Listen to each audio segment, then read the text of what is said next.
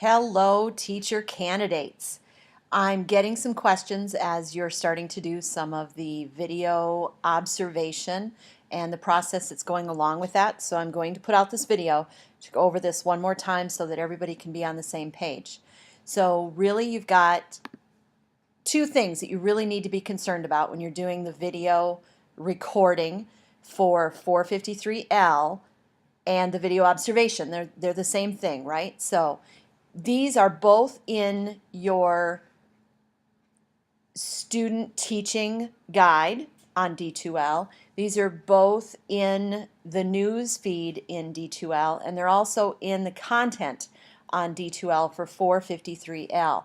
So I'm going to go over these real quick. So when you do a video-based reflection, you need to follow this right here, step by step. So the very first thing that you're going to do is you're going to have a conversation with me. And I'm going to give you some guidelines as to what I really want to see in your video. I'm going to base those things that I want to see off of conversations with your clinical educator and things that I've seen myself. This very first one, it's going to be very simple. It's the first one you've done, and as you have that conversation with me, I will let you know what those things are. Once we have that conversation, you're going to fill out this cognitive coaching guide. Now, these video observations are the same thing as if I was in the classroom, except it's done via a recording. So anytime you're having a formal observation done, you're going to do one of these cognitive coaching guides. So read through that first part, right? It's just going to tell you what to do or how to do it. You're going to go down here, and this is going to be based off the entire lesson that you are doing.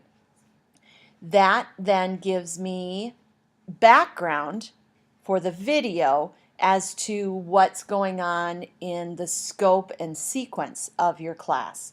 This right here also needs to go to your clinical educator when they're doing a formal observation.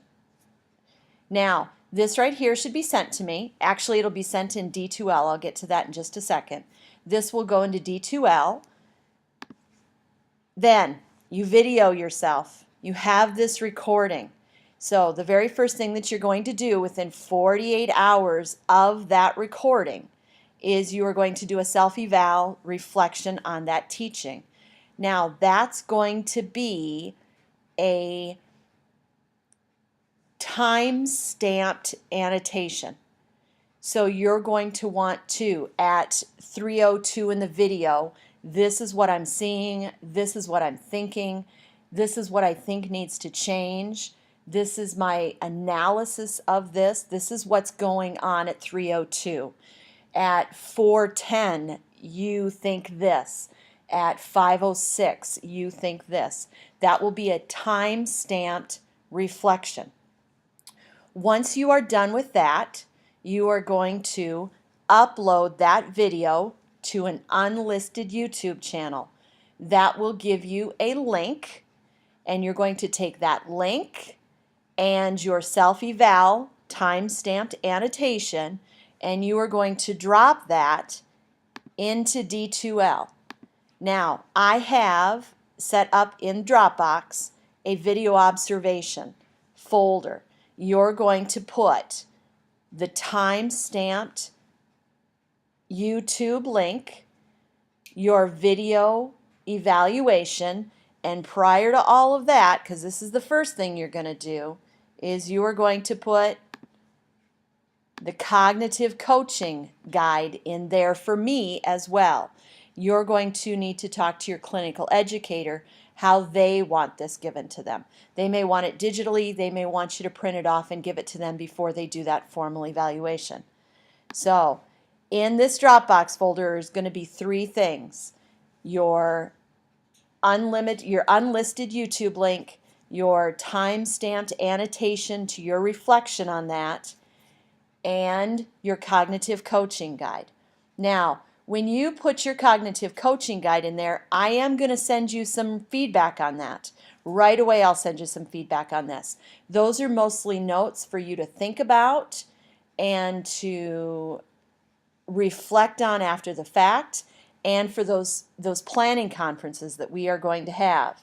Now, back to the video observation. You've got it uploaded into D2L, you've got it your video time stamped, you've got it up into YouTube. Now I'm going to look at it. I'm going to look at your video annotation.